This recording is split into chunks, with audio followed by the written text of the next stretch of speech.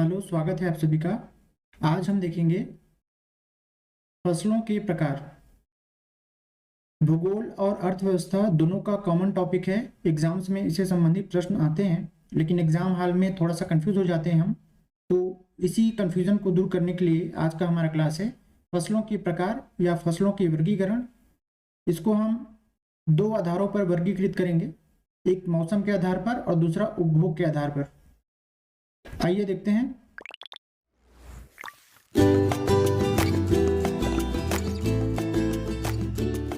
मौसम के आधार पर देखा जाए तो फसल जो है वह तीन प्रकार का होता है। एक रबी फसल, दूसरा जायद फसल, तीसरा खरीफ फसल। उसी प्रकार से यदि हम उपभोग के आधार पर देखें तो इसके तीन प्रकार होते हैं। एक होता है खाद्यान्न फसल। खाद्यान्न फसल ऐसा फसल जिसका प्रयोग हम मुख्य भोजन के रूप में करते हैं, जो हमारा मुख्य भोजन होता है। दालें, जिससे हमको दाल प्राप्त होती है। और तिलहन, ऐसे फसल जिनसे हमको तेल की प्राप्ति होती है, तो वो तिलहन फसल। तो आइए शुरू करते हैं रबी फसल से। इससे पहले कि रबी फसल में कौन कौन से फसल आते हैं, पहले जान लेते हैं कि रबी फसल की मुख्य विशेषताएं क्या है। और ये मैंने ऊपर जो C4 लिखा हुआ है, ये C4 का मतलब क्या है।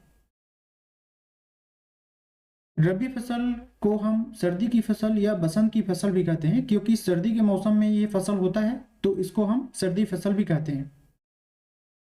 इसकी बुवाई होती है अक्टूबर नवंबर के बीच में, जो कि अभी चल रहा है। अक्टूबर नवंबर मतलब सर्दी की शुरुआत। तो जलवायु कैसा होना चाहिए?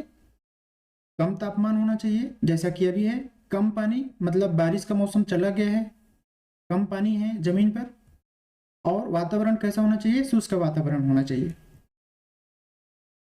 अब आते हैं फसल कब पकता है और उसकी कटाई होता है, उस वक्त जलवायु की स्थिति कैसी होनी चाहिए। पहले तो ये देख लेते हैं कि फसल की कटाई जो है फरवरी या मार्च के बीच में होता है। इसके लिए अधिक गर्म तापमान की आवश्यकता होती है, शुष्क वातावरण की जरूरत होती है, स्वच्छ मौसम की जरूरत होती है, और फसल पकने में ज़्यादा समय लगता है। ऐसे फसल की विशेषताएं क्या है? पौधों में जल प्रयोग की क्षमता कम होती है। प्रकाश संश्लेषण जो है की क्रिया जो है वह कम होती है। क्यों? क्योंकि आपको पता है कि सर्दी के समय में दिन का जो समय होता है वह छोटा होता है गर्मी के दिनों की तुलना में। तो इसीलिए प्रकाश संश्लेषण करने की जो समय होता है या क्षमता होती है वह काफ़ी कम होता है। तो ऐसे फसलों को हम C4 फसलें कहते हैं। इसको यदि आप बॉटनी में पढ़ेंगे या एग्रीकल्चर में पढ़ेंगे तो इस प्लांट के टाइप को C4 प्लांट कहते हैं।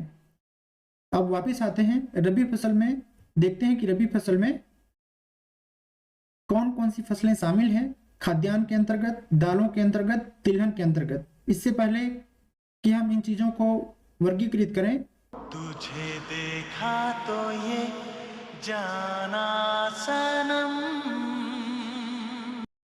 आपने ये देखा तो आपने क्या जाना? भाई मैं तो ये जाना कि ये सरसों का खेत है, और सरसों के खेत में शाहरुख साहब जो है जैकेट पहने हुए हैं, वो इसलिए क्योंकि सर्दी का मौसम है। तो यही चीज़ तो मैं आपको लिंक कराना चाह रहा था कि सर्दी के मौसम है तो सरसों का जो फसल है वह होता है। और इसी से हम शुरुआत करेंगे रबी फसल की फसलों को याद करने के लिए। सबसे पहले तिलहन में सरसों, जो कि मैंने आपको अभी लिंक कराया। यदि आप थोड़ा सा रिमाइंड करें तो आप जानते हैं कि ठंड के दिनों में सरसों का तेल लगाने को बोला जाता है, क्योंकि गर्मी उत्पन्न होती है। तो उससे भी आप लिंक कर सकते हैं। सरसों के साथ आप देखिए अलसी, इसके ऊपर में ही लगा हुआ है, और अलसी के साथ ही सूरजमुखी।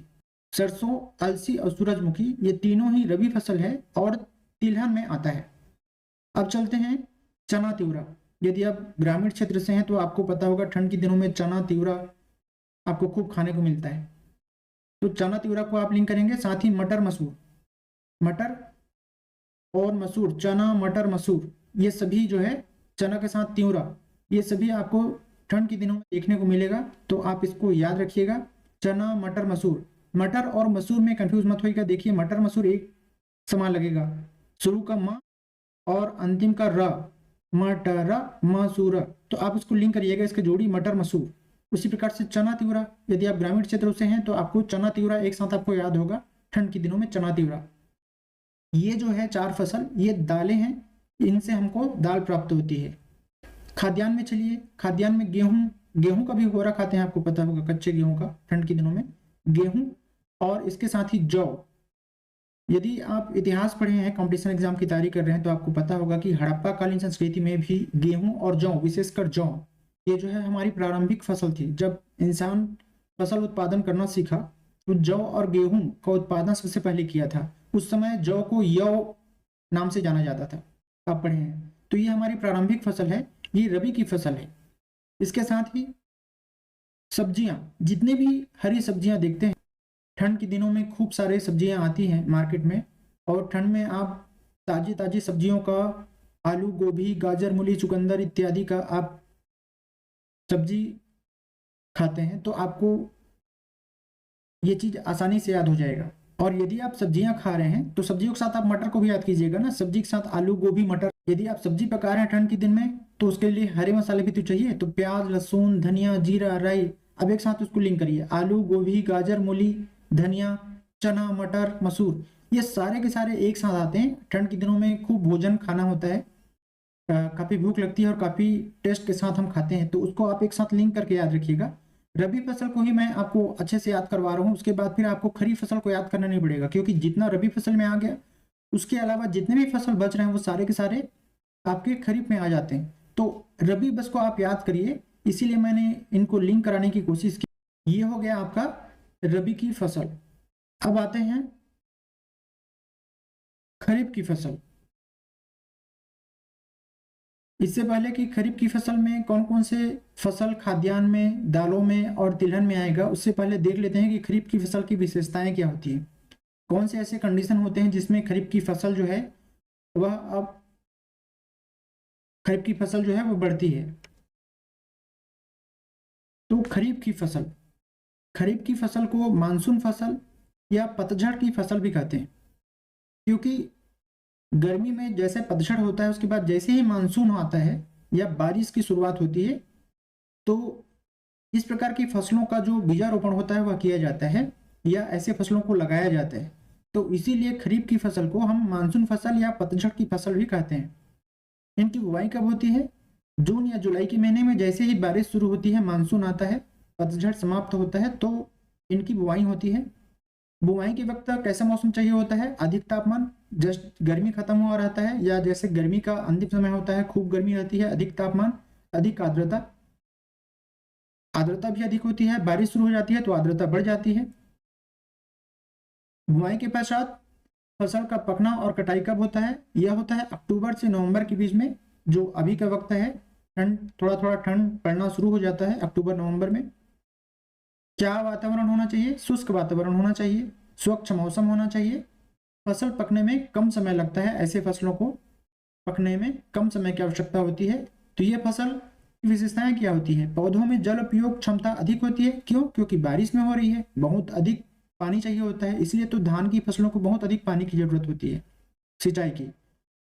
इन पौधों में प्रकाश संश्लेषण की क्षमता अधिक होती है, और ऐसा इसलिए होता है क्योंकि गर्मी का दिन है। आपको पता है गर्मी के दिन में दिन का समय जो होता है वो बड़ा होता है ठंड के दिनों की अपेक्षा, तो प्रकाश संश्लेषण जो है अधिक होती है। ये जस्ट रबी की फसल का जस्ट उलट है, आप यदि ध्यान देंगे तो ऐसे फसलों को हम कहते हैं C3 टाइप का प्लांट। एग्रीकल्चर और बॉटनी में इसे C3 प्लांट कहते हैं। अब आइए चलते हैं फसलों को, देखते हैं कि कौन कौन से फसल खरीफ की फसल में आता है। सबसे पहला खरीफ की फसल तो आपको याद करना है, धान, हमारा मुख्य भोजन। खरीफ की फसल ये खाद्यान्न में आ रहा है। उसके साथ ही मक्का, खाद्यान्न फसल, धान और मक्का, है ना। धान मक्का, जैसे जिस प्रकार से धान मक्का की जोड़ी है, वैसे ही आपने रबी फसल में देखा गेहूं और जौ की जोड़ी है। तो ये जोड़ियां आप भूलिएगा मत, गेहूं जौ, धान मक्का। धान मक्का खरीफ फसल है, जबकि गेहूं जौ रबी फसल है। धान और मक्का दोनों को ही छत्तीसगढ़ में MSP पर खरीदा जा रहा है ना। इसके साथ ही मोटा फसल में भी जोड़ियां हैं। कैसे जोड़ियां हैं? ज्वार, बाजरा, कोदो, कुटकी। इनको आप बिल्कुल उसी तरह से जैसे कि कविता की लाइन होती है वैसे ही याद रखिएगा, ज्वार, बाजरा, कोदो, कुटकी। मोटा फसल में ज्वार, बाजरा, कोदो, कुटकी और धान मक्का की जोड़ी। तो ये जोड़ियां जो है वह खरीफ की फसल की जोड़ियां हैं। अब आते हैं हम दालों में। दाल है अरहर, तुअर, मूंग, उड़द। मतलब दाल में चना, तिवरा, मटर, मसूर जो रबी की फसल में आप पढ़ चुके हैं, उसके अलावा जो भी आ रहे हैं दाल, अरहर हो, मूंग हो, उड़द हो, ये सभी की सभी दलहन है और यह खरीफ की फसल है। तिलहन में देखेंगे तो सरसों, अलसी, सूरजमुखी आप रबी में पढ़ चुके हैं। इसके पश्चात जो भी तिलहन बच रहा है, मूंगफली हो, सोयाबीन हो या तिल हो या फिर राम तिल हो, ये सभी की सभी खरीफ की फसल हैं।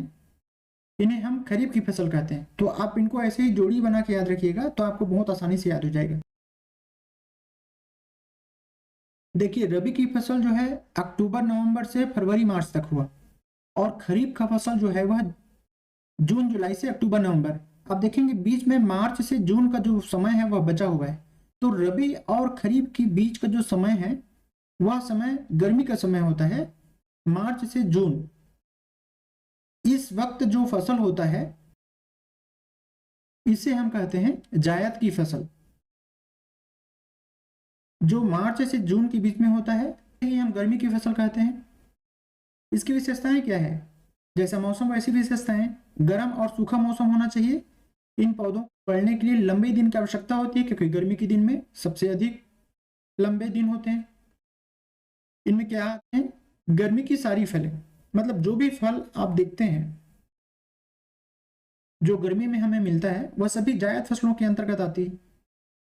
ककड़ी हो गया, खीरा हो गया, तरबूज हो गया, खरबूज हो गया, आम हो गया। इसके बाद कुछ चीजें और आपको लग रहा होगा कि छूट गया है, वो देखते हैं।